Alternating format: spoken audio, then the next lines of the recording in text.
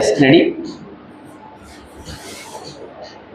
Start. शुल्क संघर्ष बढ़ने के बीच भारत और जापान ने अपनी विशेष रणनीतिक एवं विभिन्न क्षेत्रों में सहयोग को और प्रगाढ़ करने के वास्ते अगले 10 वर्षों के लिए साझेदारी का एक नया खाका तैयार किया है।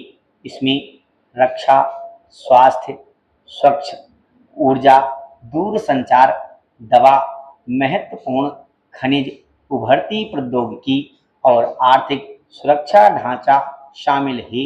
इसके तहत नई द्विपक्षीय समझौते हुए हैं जिनमें न केवल साझा हित निहित हैं बल्कि वैश्विक कारोबार में भी दोनों देशों की साख मजबूत होगी।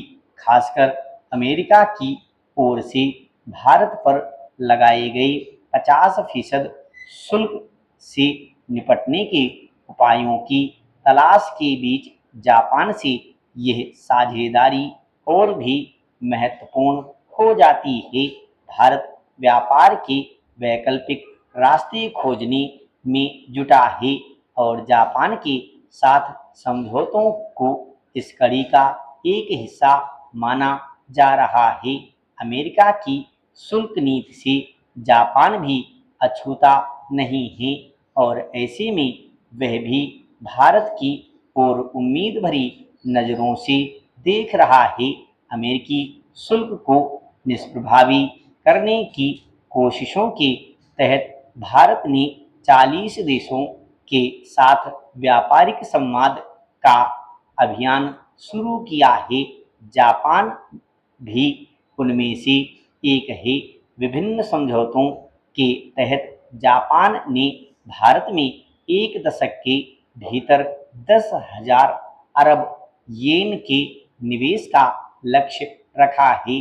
इसके अलावा दोनों देशों के बीच आपसी कामगारों को एक दूसरे के यहाँ आसानी से आने जाने एवं काम करने का मौका देने को लेकर भी एक कार्य योजना बनी है।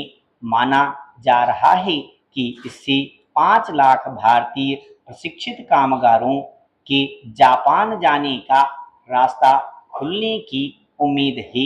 एक समझौता भारतीय अंतरिक्ष अनुसंधान संगठन और जापान एरोस्पेस एक्सप्लोरेशन एजेंसी के बीच चंद्रमा के लिए संयुक्त अन्वेषण मिशन में सहयोग को लेकर हुआ है।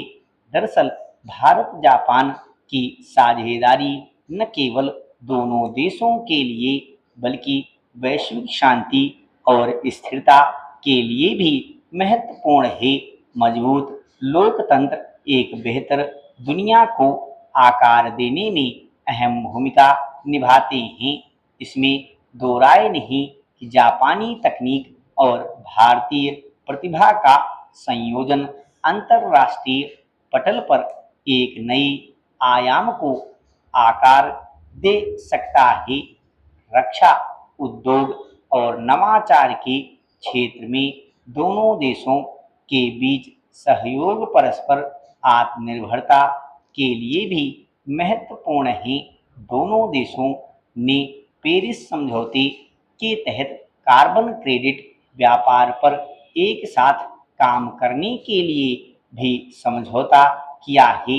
इस कदम से भारत को अपने जलवायु लक्ष्यों के लिए धनराशि और प्रौद्योगिकी हासिल करने में मदद मिल सकती है। जापान के साथ नवोन्मेष और उद्यमिता आदि क्षेत्रों में सहयोग की अपार संभावनाएं हैं। नव उद्यम, प्रौद्योगिकी और कृत्रिम मेधा जैसे भविष्योन्मुखी क्षेत्र भी परस्पर लाभकारी हो सकते हैं। इस तरह की संभावनाओं को तलाशना इसलिए भी जरूरी है ताकि अमेरिकी शुल्क नीति जैसे और कोई दबाव भविष्य में भारत पर असर न डाल सके। प्रधानमंत्री नरेंद्र मोदी अब चीन की यात्रा पर हैं और उम्मीद है कि वहां भी द्विपक्षीय व्यापार को लेकर सार्थक बातचीत होगी।